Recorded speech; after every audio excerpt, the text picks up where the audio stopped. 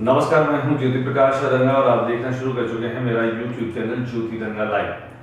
आज की अहम न्यूज देखने के लिए ज्योति रंगा लाइव चैनल को सब्सक्राइब कीजिए और आप सबके सहयोग से आज मेरा YouTube चैनल 1000 सब्सक्राइब पूरे कर चुका है। आप सभी लोगों का शुक्रिया। निवेदन मेरा ज्यादा से ज्यादा इस चैनल को सब्सक्राइब करें ताकि मैं आप लोगों तक पहुंचा सकूं बीकानेर और राजस्थान की ताजा तरीन खबरें और वे घटनाएं जो आप तक आना बहुत जरूरी है।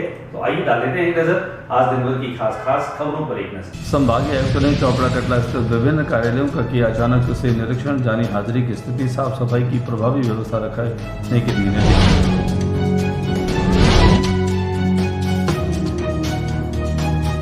विवाहिता की मौत के एक सप्ताह बाद भी आरोपियों की गिरफ्तारी नहीं होने पर रोष, सैकड़ों लोगों ने प्रदर्शन कर दिया ज्ञापन।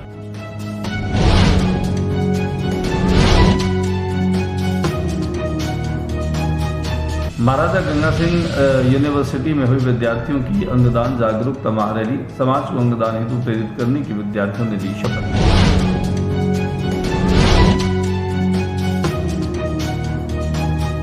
राजस्थान न्यायिक कर्मचारी बीकानेर शाखा के चुनाव संपन्न, सुरेंद्र नारायण जोशी लगातार तीसरी बार बने न्यायिक कर्मचारी संघ के अध्यक्ष 91 मतों से विजयी। मानव एकता दिवस पर 207 स्थानों पर विशाल रक्तदान शिविर में 50,000 यूनिट रक्त संग्रह किया।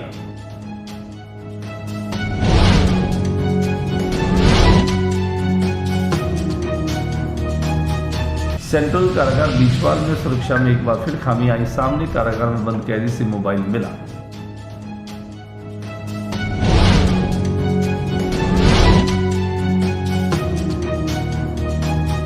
अखिल भारतीय विद्यार्थी परिषद की ओर से नवाचार करते हुए ब्लड डोनर डायरेक्टरी करने जा रहा है प्रकाशन।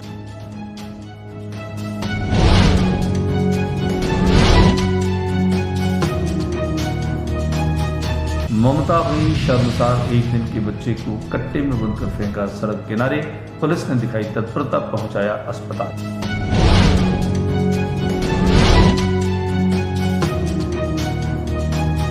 स्वामी केशवानंद राजस्थान कृषि विश्वविद्यालय के 20वें दीक्षांत समारोह की तैयारियों को लेकर बैठक।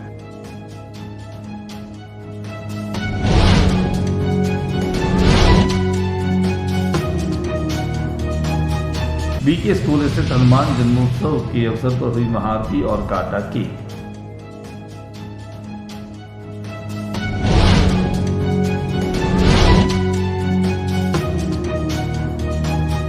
बजरंग धोराधाम में भी महाआरती के बाद गूंजा जय जय सिया।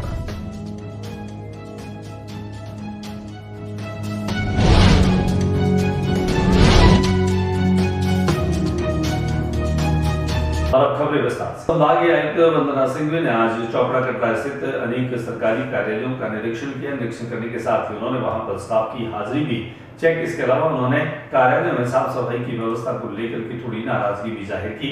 उन्होंने इस बात के सख्त निर्देश दिए कि साफ सफाई की व्यवस्था और अनुपस्थित जो कार्मिक है उन लोगों को तायद किया जाए। इसके अलावा भी उन्होंने बहुत सारे निर्देश दिए। दिखाते हैं आपको कि कैसे संभागीय आयुक्त वंदना सिंघवी ने आज यहाँ रानी बाजार स्थित सरकारी कार्यालयों का अचानक से निरीक्षण किया और निर्देश। विवाहिता की मौत के एक सप्ताह बाद भी आरोपियों की गिरफ्तारी नहीं होने के कारण से पीड़ित पक्ष के लोगों में जबरदस्त रोष और आक्रोश साफ तौर पर दिखाई दे रहा है। नया शहर थाना इलाके में मगाराम कॉलोनी में विवाहिता की संदिग्ध परिस्थितियों में मौत का मामला तूल पकड़ने लगा है। जिला कलेक्ट्रेट पर परिजनों ने मामले की कार्रवाई नहीं करने के आरोप में जमकर विरोध प्रदर्शन किया। 17 अप्रैल को हुए इस मामले में पीयर पक्ष ने नया शहर थाने में मामला दर्ज कराया था। इसको लेकर मृतका के परिजनों ने आरोपियों की गिरफ्तारी की मांग को लेकर मोर्चे के आगे प्रदर्शन भी किया था। उनका आरोप है कि मनीषा सोनी की शादी 2021 में सोनू नाम के युवक से हुई थी। विवाह के बाद से ही ससुराल वाले मनीषा को आए दिन परेशान करते थे। ससुराल वालों का कहना है कि मनीषा को करंट लग गया जिसके चलते उसकी मौत हो गई। वहीं पीहर पक्ष ने आरोप लगाया है कि मनीषा को करंट आया नहीं बल्कि उसके हाथ पर संदिग्ध निशान मिले हैं। मनीषा के परिजनों ने उसकी हत्या का आरोप लगाया है। वहीं आज प्रदर्शन करते हुए आरोपियों की गिरफ्तारी की मांग आज पीड़ित पक्ष के लोगों ने की। महाराजा गंगा सिंह विश्वविद्यालय में आज अखिल भारतीय विद्यार्थी परिषद के छात्रों ने अंगदान के लिए जागरूकता करने के लिए कार्यक्रम का आयोजन किया, जहां विद्यार्थियों ने शपथ ली। एमजीएसयू में अधिष्ठाता छात्र कल्याण विभाग के नेतृत्व में बुधवार को अंगदान महादान जागरूकता रैली आयोजित की गई। स्टूडेंट वेलफेयर डीन डॉक्टर मेघना शर्मा ने बताया कि यह कार्यक्रम 3 दिवसीय विद्यार्थी अंगदान प्रेरणा अभियान 2024 के तहत आयोजित किया जा रहा है। राजस्थान न्यायिक कर्मचारी संघ के जिला शाखा के चुनाव आज यहाँ पर संपन्न हुए, जिनमें सुरेंद्र नारायण जोशी को लगातार तीसरी बार अध्यक्ष निर्वाचित किया गया। वे 91 मतों से विजयी रहे। हालांकि इस बार सुरेंद्र नारायण जोशी को अपनों से ही विरोध का सामना करना पड़ा। उनके खास समझे जाने वाले लोग भी उनके विरोधी खेमे में दिखाई दिए, लेकिन सुरेंद्र नारायण जोशी की कुशल रणनीति और चुनाव को लेकर के उनकी जो अपनी कुशल डिप्लोमेसी है वह काम कर गई और लगातार वे तीसरी बार जिलाध्यक्ष पद पर निर्वाचित हुए। इसके अलावा यह चुनाव काफी शांतिपूर्ण तरीके से संपन्न हुआ। सुबह 9 बजे से 4 बजे तक न्यायालय परिसर, नई कोर्ट और तहसील मुख्यालय पर सुबह 11 से दोपहर 2 बजे तक मतदान हुआ। मतगणना शाम को 5 बजे प्रारंभ हुई, जिसके नतीजे थोड़ी ही देर पहले घोषित किए गए, जिनमें सुरेंद्र नारायण जोशी को 221 मत प्राप्त हुए। वहीं 91 मतों से सुरेंद्र नारायण जोशी जो है वो विजयी रहे। शैलेश कुमार को 12, शमन गोदारा को इसमें 130 मत प्राप्त हुए। राजस्थान न्यायिक कर्मचारी संघ के जिला शाखा के जिलाध्यक्ष के पद पर 91 वोटों से विजयी हुआ हूं और जो स्वस्थ लोकतांत्रिक प्रक्रिया से चुनाव अधिकारी महोदय श्री राजेश जी सुथार के द्वारा उनकी पूरी टीम के साथ में संपन्न कराई गई। मैं राजेश जी सुथार एवं अधिवक्ता महोदय जो इनके इस चुनाव प्रक्रिया को संपन्न कराने में सहयोगी रहे हैं, उनका हार्दिक आभार व्यक्त करता हूं। साथ ही मैं जिला न्यायालय प्रशासन एवं पुलिस प्रशासन का भी हार्दिक आभार व्यक्त करता हूं कि जिन्होंने सुबह 8 बजे से लेकर अभी तक भी मुस्तैदी के साथ में पूरे लवाजमे के साथ। मानवता दिवस पर एक साथ 207 जगहों पर रक्तदान शिविर का आयोजन किया गया और एक साथ 50,000 यूनिट रक्त जो है वह संग्रहित किया गया। ईश्वर ने हमें ये मानव जीवन दिया, इसका प्रतीक मानवता के प्रति समर्पित हो सके। परोपकार का ऐसा सुंदर भाव जब हमारे हृदय में उत्पन्न हो जाता है, तब वास्तविक रूप में समूची मानवता हमें अपनी प्रतीत होने लगती है। ये उद्गार सद्गुरु माता सुदीक्षा जी महाराज ने मानव एकता दिवस के अवसर पर श्रद्धालुओं को संबोधित करते हुए व्यक्त किए।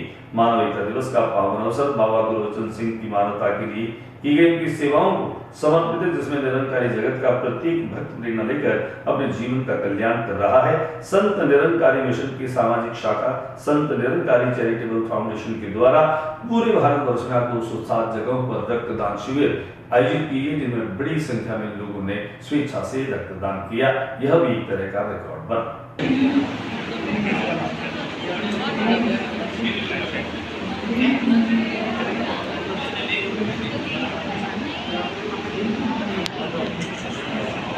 बीकानेर के सेंट्रल जेल में कैदियों के पास में मोबाइल और सिम जो बरामद करने का मामला है वो लगातार संज्ञान में आता जा रहा है। पिछले दिनों में भी इस तरह के मामले संज्ञान में आए थे और इससे जेल सुरक्षा जो है वहां पर उसकी सख्ती को लेकर के काफी सवाल खड़े किए जा रहे हैं। हालांकि बीचवार थाने में इस बाबत एक मामला दर्ज करवाया गया, लेकिन लगातार इस तरह की घटनाएं सामने आ रही है, जिससे केंद्रीय कारागार में जो बंद कैदी है उनके पास में मोबाइल और सिम मिलना जो है वह वहां की सुरक्षा में चूक और लापरवाही को साफ तौर पर दर्शाता है।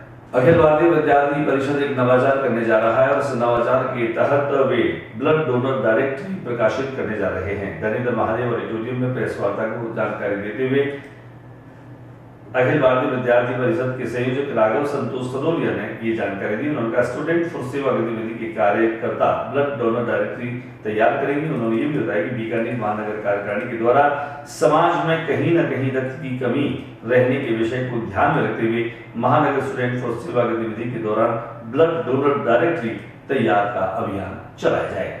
एक और दो वे लोग हैं जो बच्चे और उसकी किरकारी का इंतजार करते हैं, लेकिन दूसरी ओर ऐसे भी उदाहरण देखने को मिल रहे हैं। वर्तमान जीवन शैली में जहां ममता शर्मसार हो रही है, संवेदनाएं सूख रही है, एक दिन की नवजात बच्ची को कट्टे में बंद करके और उसे जन्म देने वाली माँ जो है वो उसे कहीं फेंक करके चली गई। भला हो ऐसे लोगों का जिन्हें यह कट्टा मिला, इस बंद कट्टे में ये नवजात जो है वह जीवित था, सांसें चल रही थी, इसे अस्पताल में पहुंचाया गया जहां पर इसका इलाज चल रहा है। सोचने वाली बात यह है कि इस तरह की ममता को शर्मसार करने वाली घटनाएं लगातार बढ़ती जा रही है। सूचना मिली थाने पे कि एक बच्चा है जिसको किसी ने फेंक दिया है कट्टे में डाल के। मैं तुरंत मौके पे पहुंची, देखा बच्चा, काफी लोग इकट्ठा भी हो रखे थे, बच्चे को ले रखा था। बच्चा मुझे लगा कि थोड़ा सीरियस हो सकता है, तो हम तुरंत पीबीएम हॉस्पिटल लेके आए और यहाँ चेक करवाया तो डॉक्टर ने कहा कि खतरे से बाहर है। किसका बच्चा था, क्या हुआ, नवजात युवा बच्चा, कुछ पता चला अभी तक? नहीं, अभी अब इसकी जानकारी। स्वामी केशवानंद राजस्थान कृषि विश्वविद्यालय के 20वें दीक्षांत समारोह की तैयारियां जोर-शोर से चल रही है और इस तैयारी को लेकर के एक बैठक का आयोजन भी किया गया, जिनमें खासतौर से यह कार्यक्रम 11 जून 2024 को आयोजित किया जाएगा। कार्यक्रम में मुख्य अतिथि माननीय राज्यपाल कलराज मिश्र होंगे। दीक्षांत समारोह की तैयारी को लेकर कुलपति डॉक्टर अरुण कुमार ने वीसी सचिवालय से संबंधित अधिकारियों की बैठक ली। बैठक में कुलपति डॉक्टर अरुण कुमार ने कहा कि विश्वविद्यालय के दीक्षांत समारोह बड़ा उत्सव है, लिहाजा समितियों के संबंधित संयोजक और सदस्य दिए गए कार्य में कोई भी तरह की कोताही न बरते। साथ ही उन्होंने कहा कि कुलसचिव डॉक्टर देवाराम सैनी जो हैं वह सभी समितियों की कार्य की मॉनिटरिंग करेंगे।